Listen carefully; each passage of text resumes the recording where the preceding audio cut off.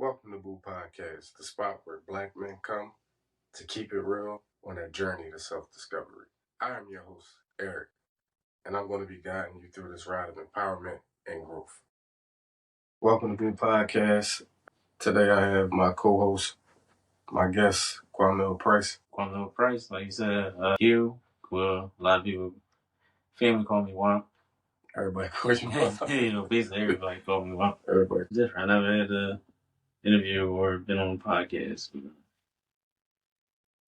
It's like it's kind of like an outlet. Yeah, that's what I'm really building my platform for, is to be an outlet for Black men to just come, chill, vibe, talk about things that people don't really talk about. Like, it's a safe haven, a comfort zone, just a place where we could come chill and talk about anything without feeling like you're being judged or any of that. Like, this is the place, this is my safe haven. So I open up my doors to family, friends, anybody that I trust to pretty much come here and just talk about whatever we want to talk about. It ain't no holds bars. Like, whatever you want to talk about, we can talk about. All positive energy, nothing negative, just us talking about healing, self-awareness, accountability, and just being men, fathers, husbands. It's like what we are, fathers, husbands.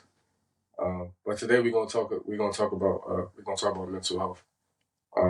So for you, like, what's your perspective on mental health? Like, when you was a kid versus being an adult right now?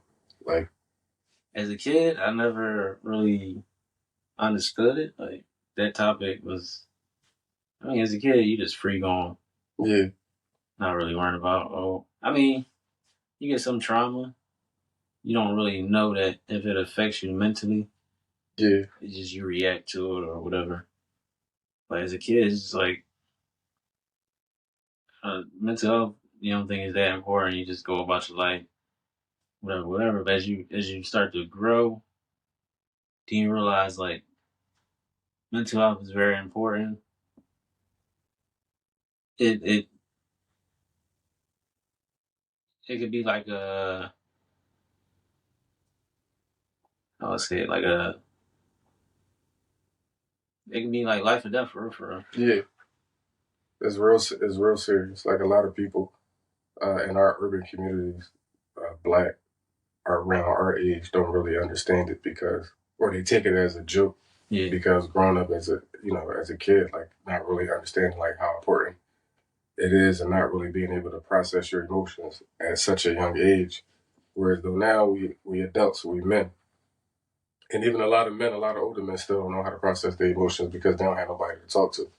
They don't have those outlets to really go and be able to talk to somebody. Or they think that something wrong with it. Like, they think that They being soft. Yeah, it makes them soft to try to go talk to somebody or try to see a therapist, or even just talking to one of the homies. Like, you may feel like they're misguiding you, or they gonna judge you, they gonna clown you, they gonna talk about you, they gonna laugh. But nah, mental health is serious, man. I just started taking my mental health serious like the beginning of last year. It's real serious, like going to therapy, just opening up and being able to talk about your past and your past traumas and things like that. Like, you have to. Otherwise, you're gonna drive yourself crazy. Like, talk about it. Like, that's the only way you're really gonna heal. Just talk. It's still a learning lesson for me. It's like growing up, I always held everything in, even though I had some people to talk to. Yeah. But I was never vocal. I always held everything in. I might tell somebody something, but not everything. And it kind of hindered me growing up. But as I got older, I kind of grew out of that. Yeah.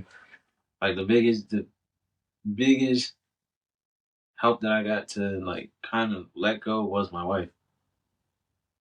she told me to seek therapy. I talked to a therapist a few times.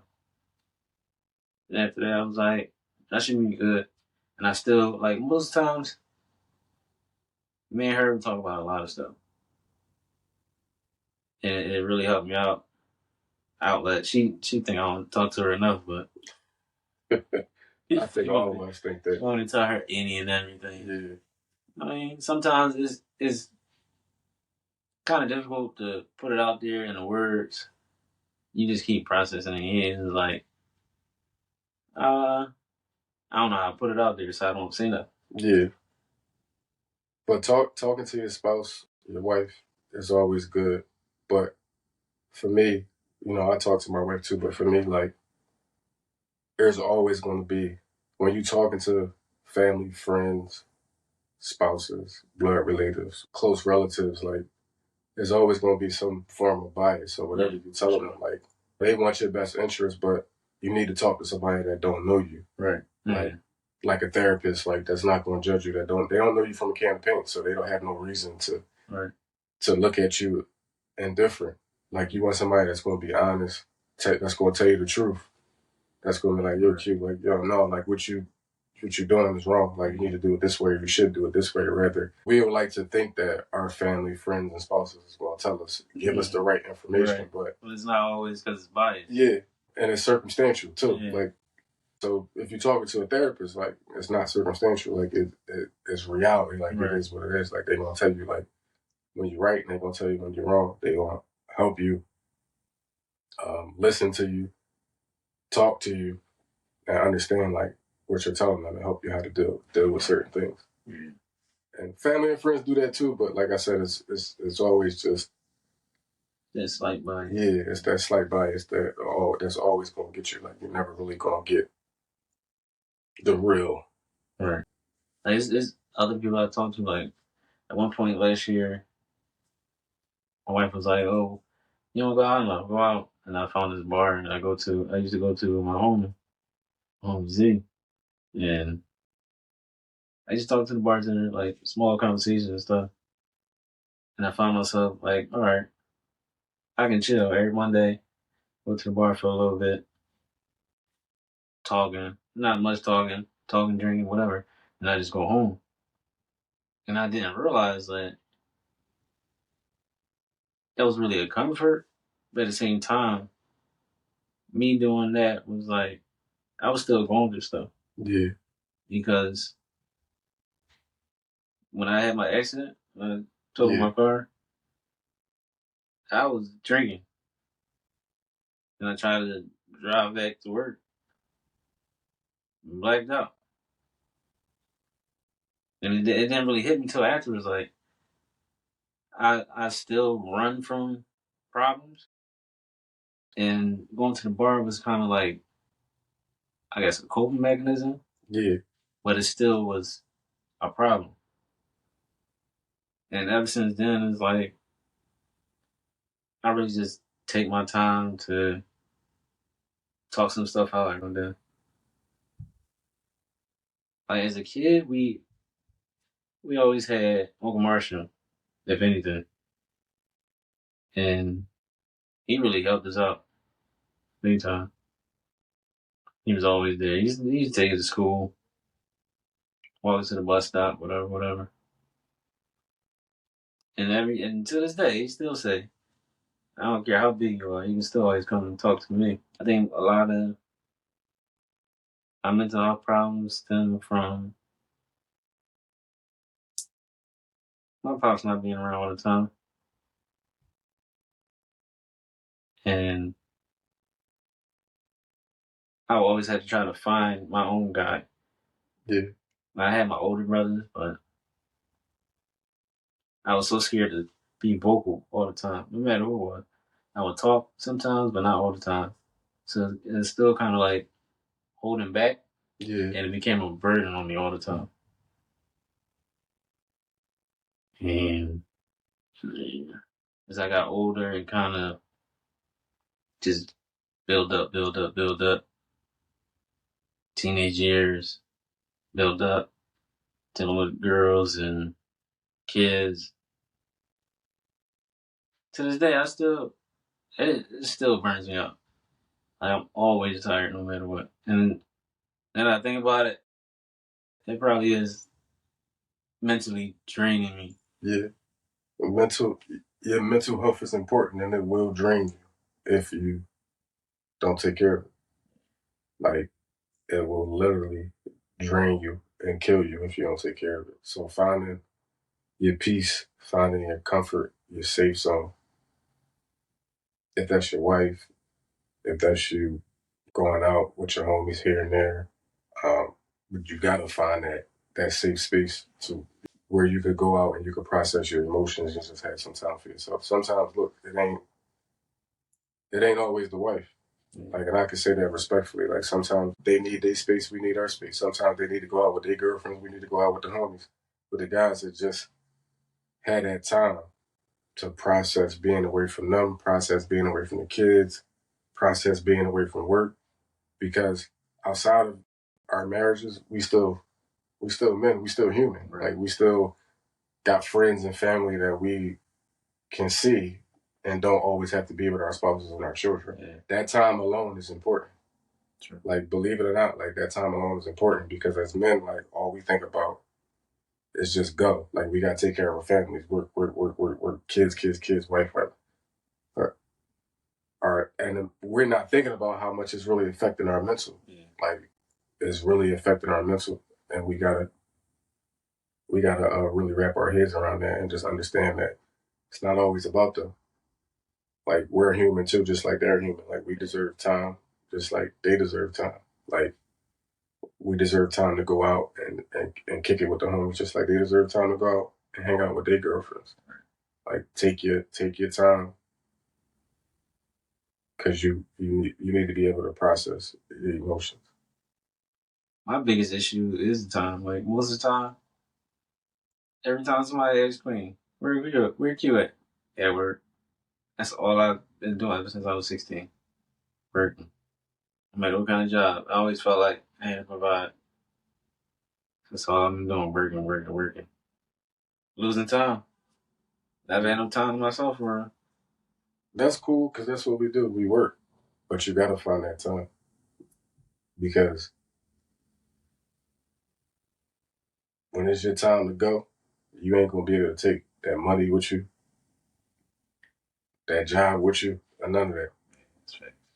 Like we look at us working a lot as we taking care of our family, we provide for our family. But if our mental health ain't right and we laying up in the hospital somewhere, none of the hours that we worked, and we got $300,000 in the bank, and we laying up in the hospital bed, like that money is for nothing.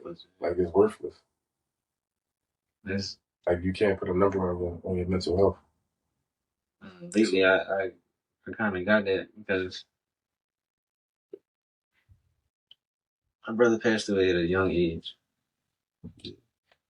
Didn't even know he had cancer. By the time he found out, it was basically too late. But we all try to see the bright side of it. Maybe it'll come through. Maybe it'll beat it. Some cases people do, some cases people don't. And he was only 34. But one thing somebody told me, my brother lived his life no matter what. He probably was going through some things too, but at the end of the day, he lived his life. Yeah. And somebody spoke at his funeral and said, it's not always the quantity, speaking of the years that you live, but it's the quality of life. I believe he served his purpose on this earth. And then it was time for him to go. I ain't gonna lie, it messed me up. Like the other day, I felt myself just crying because my sister-in-law, she just had a baby. And I was holding her, and she went back to sleep. When I looked down, her eyes had rolled back up in her head, and it reminded me when we basically had to pull the plug on my brother and just seeing his eyes roll back, and it just brought me back to that moment, and I just started crying, and I just couldn't stop it.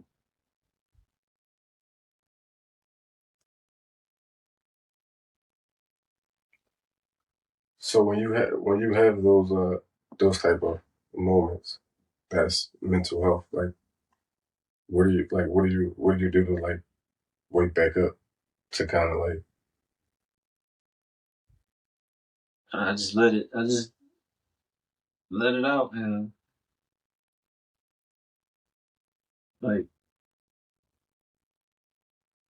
tried to calm my breathing. Remember, like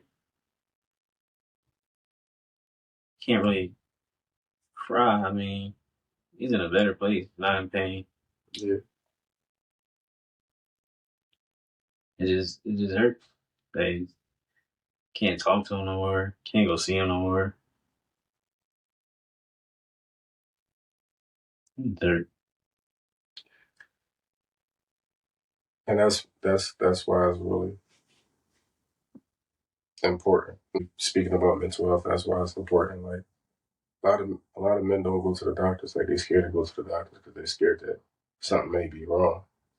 But I think that's like he moved out to Vegas, and I don't think he actually kept up with it. Cause I remember when we went out there, he was saying he was having stomach problems, and then like a couple weeks later, he come and tell us that he had cancer. So it was like all them years of not being aware yeah, was not really knowing. Yeah. messed him up. And it could have been a mental thing, like something wrong, but I'll probably be alright. That's what everything do. Yeah, Something wrong, I'll that's probably be just alright. yeah. Keep it going. But it's not really what we should be doing.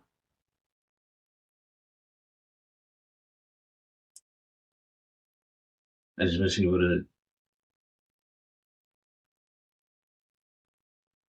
have. My problem as well. I wish he would have been vocal about it. Maybe he could have still been here. But it was meant to be, it'll be.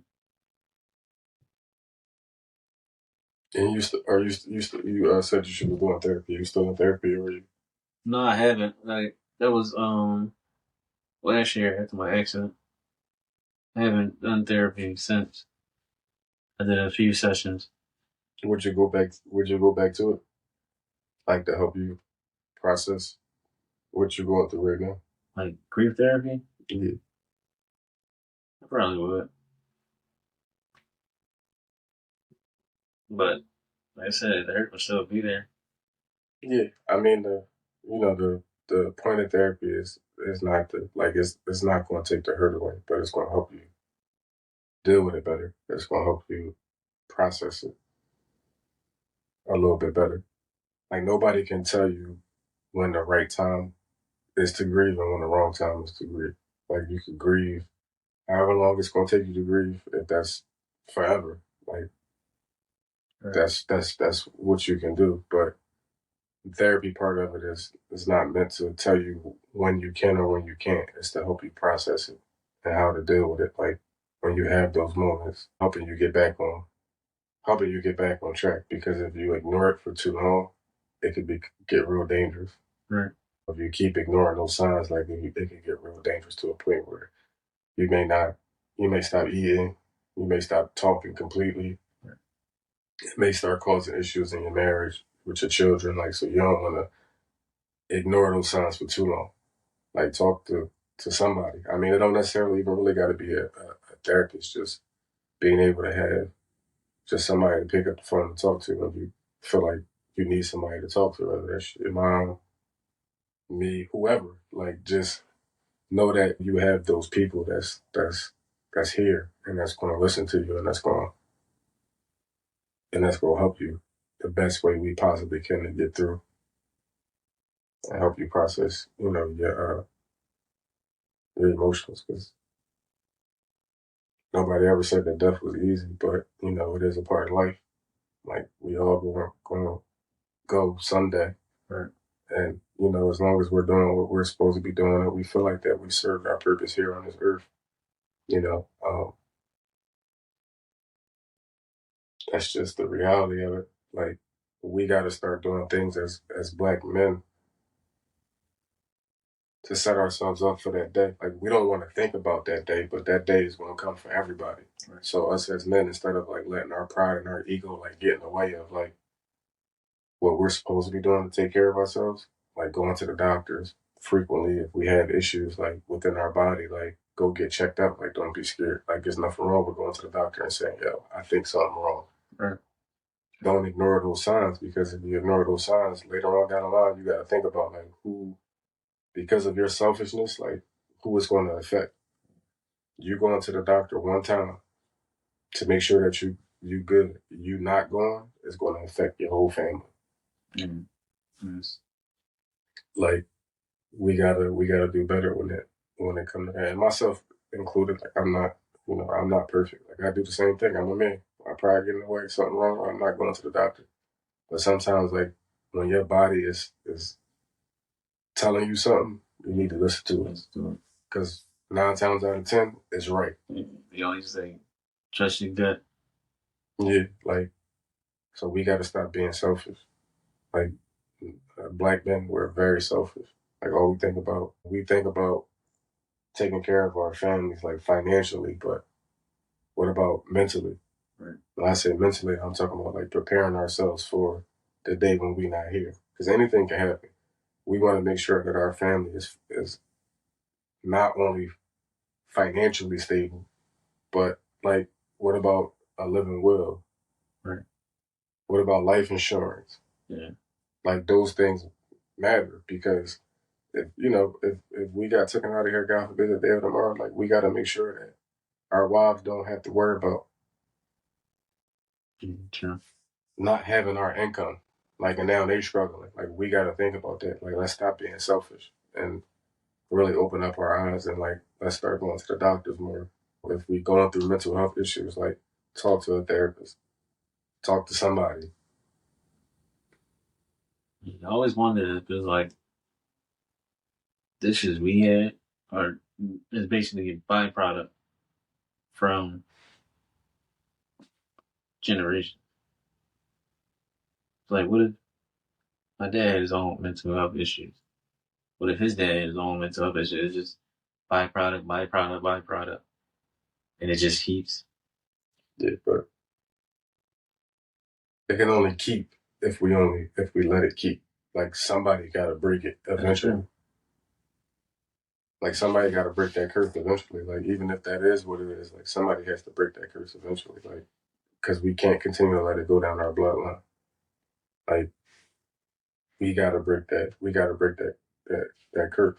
We got boys. Like we don't want our sons to feel like if it's something that we did, showing it to them, it may not be the right thing. Right.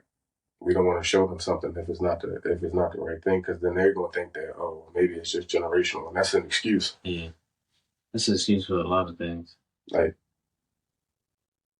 we got to get out our own ways. Like generational curses, yeah, generational curses are generational curses, but we can break those curses. Like nobody ever said that we got to follow that same trend.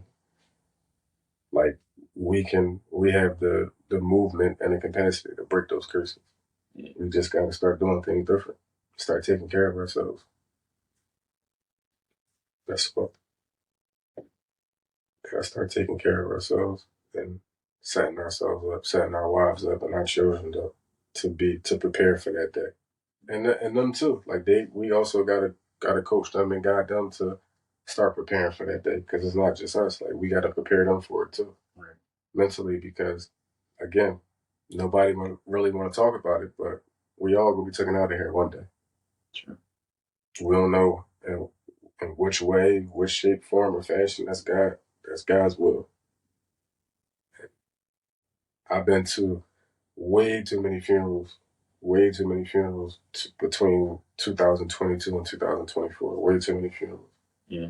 And it's crazy to say that like I'm immune to them now, to where like I really lack to show emotion because I've been to so many. And it's not that I'm not hurt.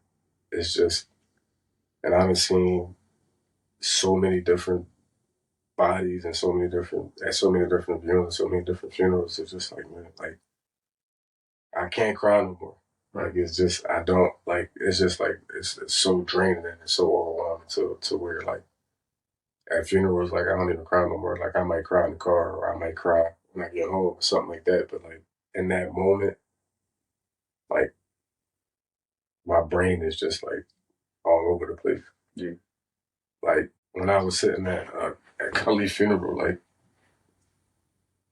I was sitting there like, and I remember all the times when he went out to Vegas, like when we was talking about we was going to all go out there. I think it was like when you was first planning your wedding or whatever. We all was supposed to be groomsmen. Like I was looking forward to that time. Like we always like would DM or text privately and just be like, yeah, we gonna get together when I come out there or you come out here. And time, just time. Like time is always against us. Like, and we'll never really look at it like that. Like anything can happen. Like somebody can be here today and go tomorrow. So like we gotta stop letting time. Like when we say we gonna do something, or we're gonna go see a relative if they sick or not in good health, we gotta start going immediately. Right. Because look what happened. Yeah. Crazy. Yeah. Like time don't wait. Don't wait for nobody. Like it's like a repeated cycle. Like I feel like a lot of my family members that was on their deathbeds and I gotta go get down there and see him. I gotta get down and see him. But being caught up with work and being caught up in life, sometimes it don't always work like that. But we gotta like find those ways because it's important. Like it's important because now it's just like all I can think about is like, damn, like I don't remember the last time I seen Khalif before I seen him at the funeral. Right. Like that was that. So that's the picture that I got in my head of the last time I seen him was like that. Like so we just gotta do better, man. We just gotta do better as men. We gotta let go of the pride, swallow our ego, put that shit to the side, and just get out of our own way. That's a big problem nowadays. Pride and ego. It don't really get us nowhere. It don't really get us nowhere at all. Like it puts us pride and ego puts us in bad situations. But some people see it and then feel as though they gotta pump their chest up. Yeah. You always gotta prove something. Yeah. Just be yourself. Like we don't gotta like this false narrative about trying to fit in and trying to impress people. Right. Maybe people believe that you're somebody that you ain't. Like we gotta get out of that. Like it's always better to just be who you are. Always come out on top that way. Yeah. Because the way this world is now, I always tell my kids, don't be a follower, be a leader. Yeah. Leading, you can do, make your own choices. You follow, you won't end up the same way they do. Yeah, you following somebody else's direction and following somebody. But we got to make sure we're giving them something to follow too. True. Because we're talking about our kids, like we're their leaders. So our kids are following in our footsteps. So we got to make sure that we're leading them in the right direction. Right. So teachers can be taught too. Right. I'm big on teaching, and I'm also big on being a student. And most people don't understand what that means. Like I'm big on being a teacher, and I'm big on being a student too. My head never too big to learn something from somebody that's younger than me, or to learn something from somebody that's older than me, or to teach somebody that's older than me, to teach somebody that's younger than me. You got to be able to do both. Most people can't, and most people don't understand. Like, if there's, I don't know how many people is in the world, but if there's, 1.1 billion people in the world, and 1.1 billion people in the world want to be teachers, we ain't got no students. Yeah. So, like, where's that balance? Like, you could do both. Right. Like I learn stuff from people every day. I learn stuff from my kids every day. And I'm talking about kids, a 10-year-old and a 3-year-old. Yeah. Like I learn stuff from them every day. They teach me how to be a better father every single day. I'm still learning. So it's always going to be like that. God never said that we was going to be able to figure this world out in one day, or if we may not never be able to figure it out. Every day is a different day to learn. You got to be willing to be a teacher and a student. That's all. Like I do the mechanic stuff on the side, so there was a time where I'd be outside, kids be outside too. It got to the point where my son got his own bus and stuff, and somebody had got him a little play tool set. mm-hmm. I think they got it for Christmas over there. And because he saw me doing that, now I might catch him turning his car over, taking a little wrench, trying to like he fixes stuff. Yeah, that's good. That's good teaching. Like that's good teaching. Like I said, we want to give them something to follow, right? If that's your passion, your side hustle, and he's taking after that, and that's beauty. Like it's good to see that he's looking up to something positive, right, and not something negative. It's a very cruel world. Sure. I always told myself that I didn't want to have a son because of how cruel the world is. But it was God plan. He gave me a son. I got a son now, so now I gotta introduce him to this cruel world and prepare him on how to deal with the world and not protect it from them. Most parents try to protect their kids from the world.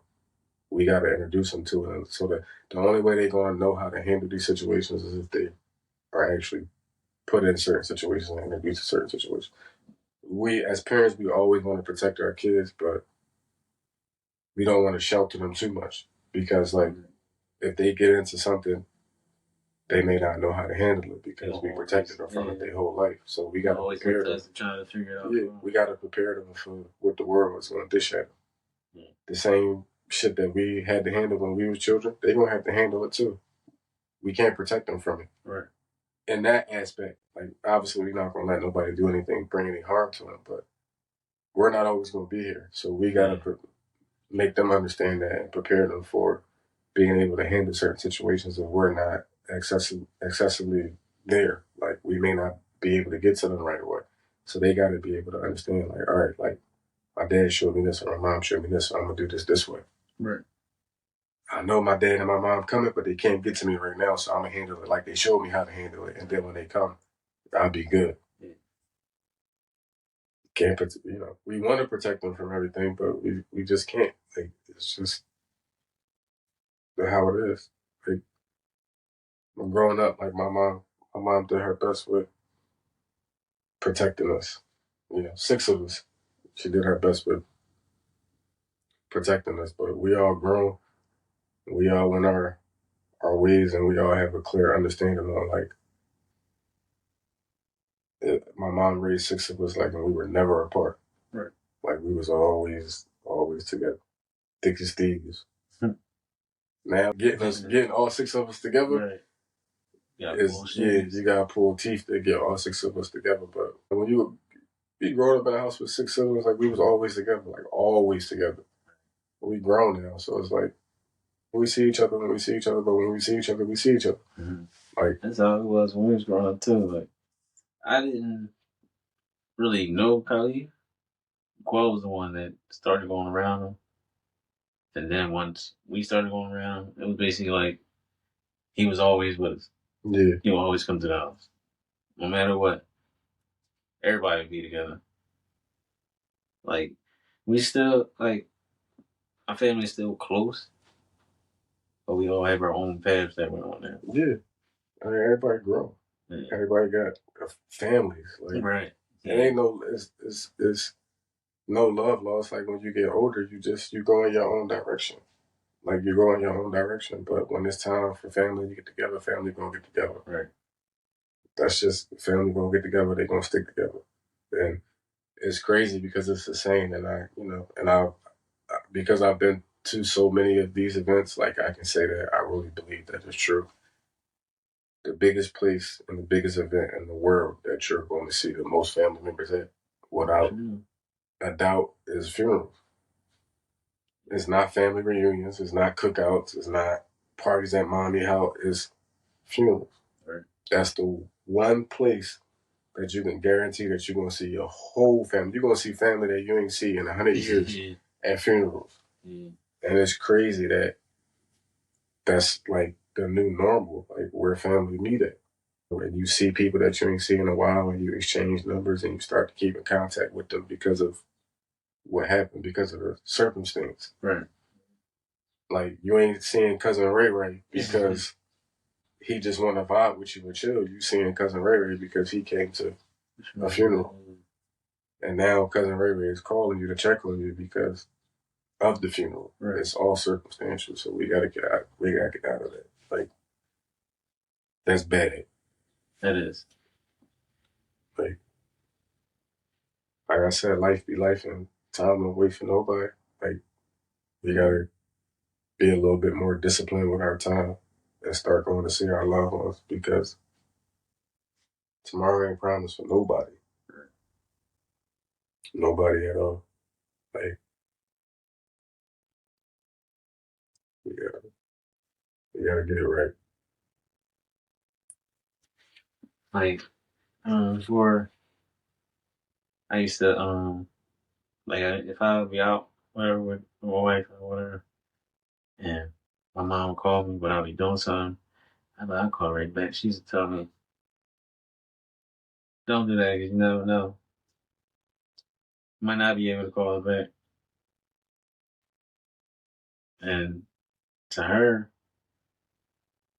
it hurts because she can't call her mom. Her mom passed away. But she was like, anytime she called, answer the phone, because you never know when you might not be able to speak to her again.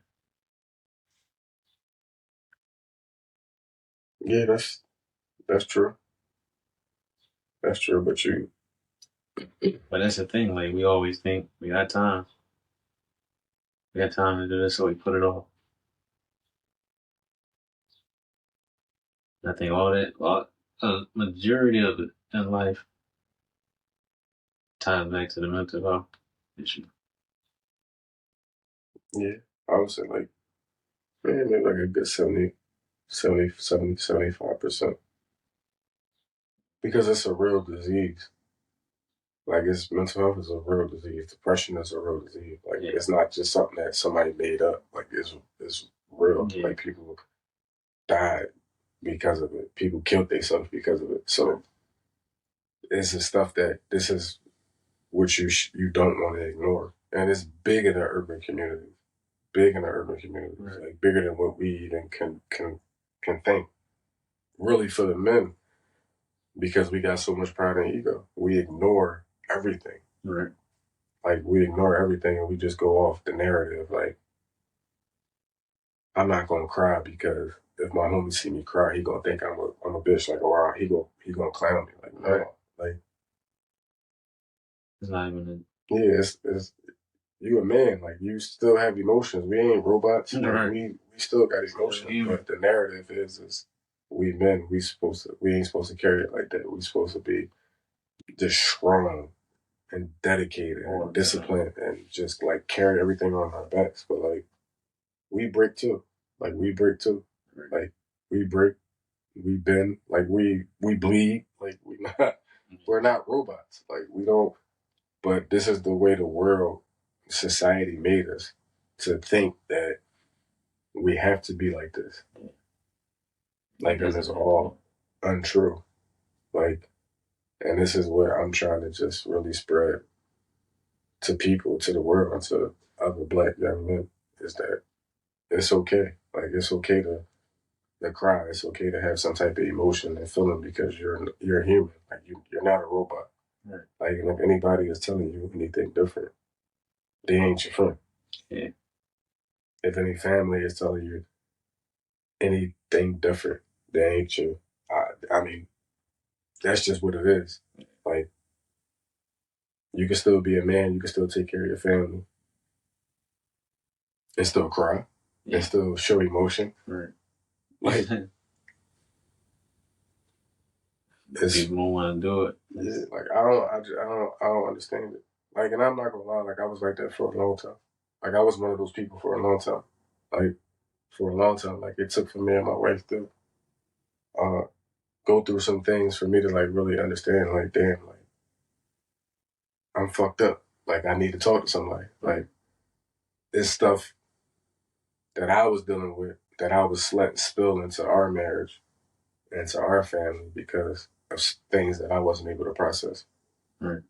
So I finally manned up and I said, you know what? Like, it's either I do this to find healing and to find myself and to find acceptance, or I lose everything. Like, I lose everything.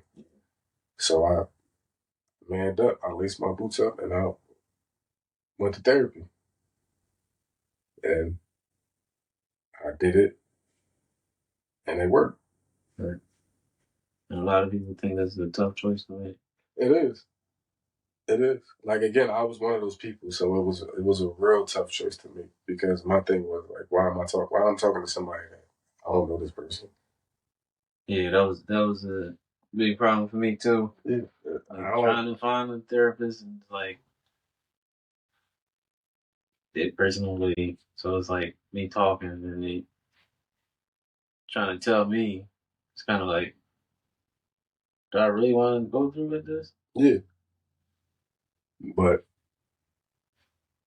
I did it, and I did it for about, I think I did it for about 5, 6 months, 7 months or something like that.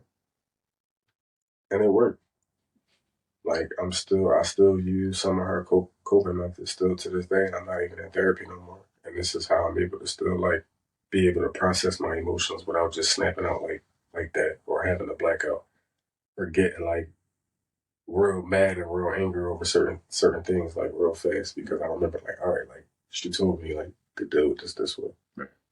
And all right, don't let this affect me, or something like this happen, like meditate or do breathing treatments or go take a walk or sit in a dark room for 10 minutes, like whatever it was, like it was I can always like go back to that and remember, like, all right, like she taught me this, right?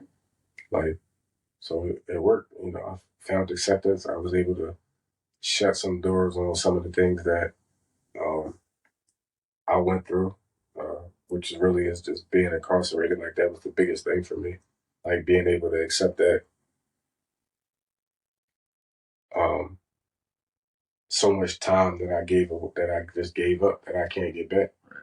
Like so, processing that, she helped me process that. She helped me open up and help me understand. Like I got a second chance. Like I got a second chance, and I did something with it. Like I didn't just repeat or like go back and none of that. Like I got a second chance. I was given a second chance, and I did something with it. You know. So being able to find that acceptance and shut that door, like it was very healing for me. Like that was the biggest thing for me, biggest personal thing for me. That, you know, like I said, I could have lost everything. I'd have lost everything behind that because I was like raged, like I just seen rage all the time, like because I didn't know how to deal with it, like I didn't process it, like I lost so much time as a teenager, like my younger adult years, like you know, it was just something hard to process and something hard to swallow. And I went to therapy, and now, I mean, I'm not gonna say like I'm 110% healed. Like I'm still healing and I'm still processing my emotions on it, but it's a lot better than it was last year. Like I can handle things a lot differently now than I was able to handle last year or a couple months ago, actually. So I'm not here to like push therapy on nobody. Like I just tell my story and tell people like therapy don't work for everybody. Like it's not for everybody, but Just trying to be an outlet. Yeah, just trying to be an outlet and try to make people understand. Like, number one, it did work for me, and you won't know that it will work for you unless you try. It may work for you, but you won't never know if you following the narrative. Like, if you just believe in what everybody telling you, like, you're never gonna know if it'll work for you. And it don't just have to be therapy. Like, you can find healing and therapy in reading. You can find healing and therapy in working out. You can find healing and therapy in a lot of different positive things. Like, I know a lot of times, like, just to relax, I go play the game if I ever get a chance to. yeah, Being by myself, play the game. that right there, people like, you playing it, you get people, yeah, like, cause it's you by yourself, you playing the game, you playing Call of Duty, you shooting shit up, playing Grand Theft Auto, you killing niggas. Like, it's just like it's that form of having that form of outlet, doing something by yourself is what matters. Like, I haven't read in a while, but I was reading this book, I'm gonna say was because I was, and then I stopped. But this book right here, um, Self Care for Black Men: 100 Ways to Heal and Liberate. It's a real good book, and I will encourage you to get it because I think it can help you in some of the things that you're going through right now. And it's written by a Black therapist, a doctor, and it's a lot of uh, coping methods in here, like on how to like deal with certain things as a Black man going through what we go through as men. Like, he addressed a lot of different things, processing emotions, work-life balance, mental health, like a lot of different things. And coming from somebody of color, right, for the people of color, it means a lot because it's not like it's a Caucasian person that wrote this book and trying to tell us how a Black man should process their emotions. Is really good. I haven't really gotten too far in it because, like I said, I got to page 50, but life be life, and then I stopped reading. Right. But I gotta tap back into it. But this in therapy, like I said, reading is healing too. Just find you a good book. It's hard for me to read. I end up falling asleep. Nah, I mean, me and Charmaine used to cause she got not this one, but she got a book that we would read like for 10 minutes every night together, like TV off, kids sleep. That was like our time to like process, and it was also nurturing for us both because she read, I'm reading, and like we spent. That's a different type of quality time spent with your spouse. Is y'all two reading together? Like, you don't really hear or see things like that. Like, I never thought what y'all do like what y'all do to spend time together. Oh, we read a book for 10 minutes. Like, most people would be like, y'all read a book for 10 minutes? Like, yeah, we used to read every night for 10 minutes. And we got out of that. We broke that habit. Life. Either one of us is tired, we had a long shift or a long day, and it was really me. I'm not gonna lie, I wasn't her because she always was ready. Just tired, maybe tomorrow, and then tomorrow became next day. And I can't even tell you the last time we read together, but now she's on a different work schedule anyway, so it's kind of harder to do it now anyway. But we definitely gotta get back into it. But yeah, she bought this for me. I think she got it off of Amazon. I think it was like $18. But I'm 50 pages in, and I can say from what I remember, because it's been a minute. It's a good book. It's definitely a good read. Reading is fundamental. That's one of the things too that Black men don't do. Yeah, you can learn a lot from reading. We don't read nothing. I know I don't read nothing. I don't read. I used to try to go to the library and read books. I get to like 3 pages and I fall asleep. Yeah, it's like that's why I never really read books, but I need to. Like, you can learn stuff from how-to books to whatever. Yeah, figure stuff out. Like, I got a homie in jail right now. He said he was reading Rich Dad Poor Dad. I heard of that book before. I never read it before I heard about it, but he's telling me like it's motivating him to do stuff when he get out, just by reading. Yeah. It's good. Everybody read when it's in jail. It's because you ain't got nothing else to do. Right. So you come out. Let the time go by. Yeah. You come out and it changes everything for you because if you wasn't in there, you wouldn't be reading. Mm-hmm. But going in there and reading and picking up those books, it sharpens your mind. I would say get the book. Yeah. I'll buy it for you if you want it. But try to read it, and then I got my crystal thing that she gave me. It's like a bookmark, but it's an actual crystal to keep my pages. But you can get a regular bookmark. You ain't gotta get nothing like that. But yeah, reading is fundamental. It's also a stress reliever. Just 5. It ain't gotta be 10 minutes. It could just be 5 minutes. Just read a page or two every day, and before you know it, you'll be finished the book, and you'll be looking for another one. Right. What else you got? I ain't really into working out, so I probably never really use working out as a stress reliever because I just can't get into it. And I got a couple of homies that have been trying to get me to work out, and it's just not for me. Like not for everybody. I mean, like I'd rather read than work out. Like it's just not for me. I don't have the energy nor the time to be going to no gym, right? Working out. I mean, you can do it at home, like I mean, I didn't even think about it. That's something me and Queen used to do. Like every month, we would start from the first day, do some type of exercise. First day, it's 10 sets of it. Each day is basically like times 10. So the second day be 20 sets, 20 reps of it. Go so forth and so on. Yeah, no, that's too much. So it was like every day I would do like push-ups, and she would do whatever routine she wanted to do. And I didn't realize that was us like time together. That's a bond. Yeah, that's. But then kind of fell off. Life. Always come home. I'm tired. Life, kids. Yeah. Well, we don't understand how precious time is. You can't get it back. I can remember when Jay was first born. I was always at work. Yeah. And you was always there. Yeah.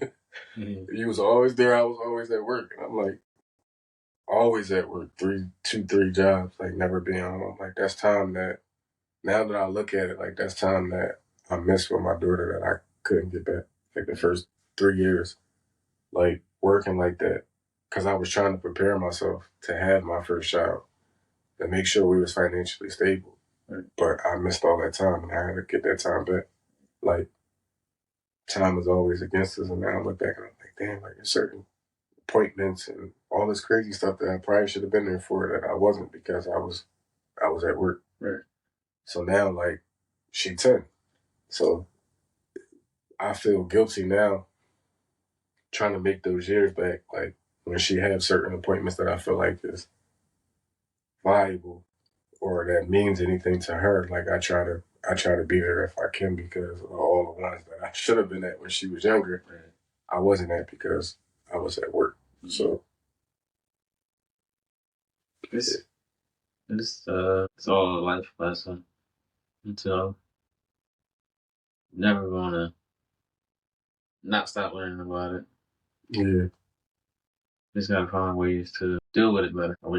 I actually wish more people would actually do it instead of all this. It might help with all this hate and violence going on in the world. But society don't make it easy neither. Yeah. It's easy to get in debt. Easy to get credit. Easy to get credit and easy to get debt. Easy to get in debt. But to come out of that debt, if you're not really financially stable, it's almost impossible. Like, so that's why, we feel like we gotta work 150 hours a week to try to make ends meet Yeah. when all we really doing is. It's really like a mental jail. Yeah, it's like you robbing Peter to pay Paul. You working, your check come, pay your bills, and you broke. Right. Mm-hmm. And you gotta wait another 2 weeks, work a whole 2 weeks, pay some more bills, and you broke. It's like the economy is going down, everything's going up. Ain't nobody getting more money. Like they're not giving people raises. Like they're not giving people more money. Gas prices is high. My mortgage is high. Like other people rent. Everything is high, but like there's no like money. Your income is not going up with the price of everything. I think one day last week, I forget where we was going. We was going somewhere, and I needed to get gas. And while I was here, I think it was like $3.89. I was like, that's crazy. But yeah, that's the way of the world. Yeah, it's crazy. Yup. So how long y'all been married for so far? Like Been married since November, February, March. 5 months. 5 months. You think y'all still in that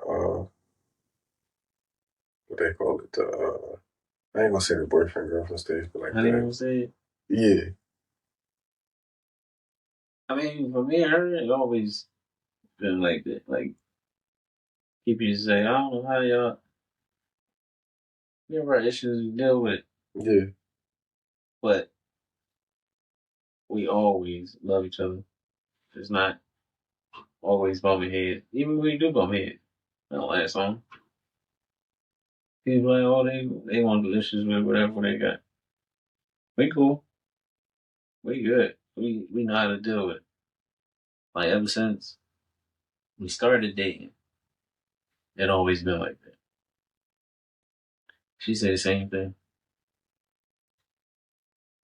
Her group chats. We married. She can't relate. It always been good. Even when it was bad, it still came out good. Yeah, that's all. I mean, no marriage is perfect. Yeah. I don't care what nobody says. Nobody marriage is perfect, but we got good backing. Like we got people that's in our family that's been married for a very long time that we can really look up to or really be like, damn, like I want to make it to 30+ years. Right. How? I can't even begin to tell you. Like the week coming up on 7, and every day, every day is a struggle. You learn something new from your spouse every day. Right. Even we've been together for 13 years, and I learned something new about her every single day, no matter what it is, every single day. But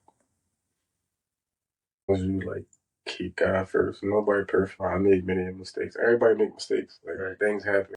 You just gotta learn how to deal with them accordingly and try not to make those same mistakes again. Breaking those cycles. Yeah, back to breaking those generational curses and those generational cycles. Not that, but yeah, marriage can be a beautiful thing. It's hard. Mm-hmm.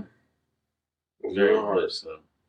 Like, sometimes I'd be like, did I really get married at a young age? No, how was I? We've been married for 7 years. I think we got married in 2016 or something like that. No. 25.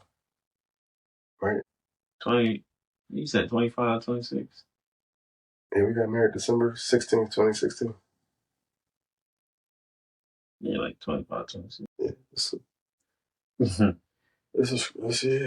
I didn't know when I wanted to get. I didn't know when I was going to get married, but looking up to my brothers, I knew that I wanted to get married. Yeah. See, I ain't had it. You got sisters. I got a brother, but my brother was actually married before. Oh, okay. But I think it was like before I was even thinking about and doing any of that. But yeah, I was I would say he was the first one to get married out of the siblings. and then it was me. Then it was my sister Eric. Yeah, I've been to quite a few weddings. This is like the joy of it. Yeah, it was beautiful going to weddings. Really the real joy is actually being a part of that moment. Right. Like not just going. I'm talking about being a part of it, like actually being in the wedding, being a part of it, being able to see everything up front and personal. Right. Like that experience is beautiful. I mean, I ain't had it yet. I was supposed to have it at your wedding, but I ain't had it. But just seeing like Charmaine was in her best friend's wedding. But just I just like seeing that, wanting to be a part of that. That's actually on my bucket list. Like I wanna be a part of a wedding. Like I wanna be a part of a wedding. I wanna be able to go have fun and just live life and just be a part of something special for somebody. That's on my bucket list. I don't know when it's actually gonna come true, but because I don't got none of my. We can just do it when we renew our vows. Yeah, I don't got none of my homies getting married. At least no time soon. But yeah, we didn't have a wedding. Well, we did. Right. It was at the courthouse, but like an actual wedding, like the ceremony. But a lot of people say, like people that have them big weddings, they marriage don't last. Yeah, when they had these small weddings, just they happy with it. Yeah, they marriage lasts. I always said the weddings is not, those big weddings are not really for. Ain't for you. Right. Like it's for entertainment. It's for the people that's coming, which is a good thing too, because people, they spend money to come. They spend money on however much money they spend on their outfits and their suits and things like that. But that's what it's for. The party is for them. Right. Like, but it's memories that you create that last forever. Mm-hmm. I just financially, like, we wanted to buy our house first. We wanted to get married, but we wanted the house. It's like we can wait and keep waiting and keep pushing the wedding off and keep pushing the wedding off because we don't have the money because we saving for a house, or we can just go to the courthouse, right, and pay $200 for the license and whatever else we need, and have a couple people there, right, and get married. That was our goal though. We were supposed to buy a house first, and then save up, have a small wedding, but the house didn't fall through, and so I was like, well, couldn't do that, so we're gonna do the wedding. She was happy. That's all that matters. Yeah. What they say, happy wife, happy life. Ain't always that. That's what they want us to believe. Right. It don't always work like that at all. We would like to believe that, but that ain't always how it go. But look at this book. Right, I actually might order it for you because I don't think you're gonna get it. I don't think I'm gonna order it. If I mention to the queen, she might. Yeah, tell her I'm actually sending. I'm gonna send it to her. Tell her to get it for you. It's a good read. You can follow me on Instagram, Q Auto Tech. Need a mechanic? One right here. A real one, somebody that's certified and licensed. That ain't gonna fuck your shit up. Went to school, certified diploma and all that. Not no street mechanic. No fake mechanic. Somebody that know what they're doing. That's mobile. That'll come to you, fix your car, get you back up and running. That's the guy right here. I don't like when people do that patchwork just to try to get your money. I do it right the first time, so you ain't gotta come back again. And if you do come back, it's on a different circumstance. It ain't because of what he did. Right. It's just regular maintenance, and you want and you like what he did the first time. Building clientele. Well, that's what we call it, building clientele. Everybody just want to make them know. My brother passed away, stage 4 colon cancer. Don't matter what race you are, get that colon check. Never know what could be behind, what your circumstances could be. I myself got to do it now that, that whole situation kind of scared me. So, very important. Get your colon screening, get your mental health in order, and just take care of yourself. Thank you for tuning in to BUPODCAST. We're the voice of the champions, Black men, and cultivate a community of support and understanding. If today's episode resonated with you in any way, please do not hesitate to share it with your friends, families, and fellow brothers. Together we can continue to amplify our stories together and break the silence surrounding Black men, mental health, and self-care in our urban communities. Until next time, remember that your voice is power and your truth is your liberation. This is your host, Eric Crawford. We're signing off from BUPODCAST. Stay safe, stay empowered, and stay true to yourself.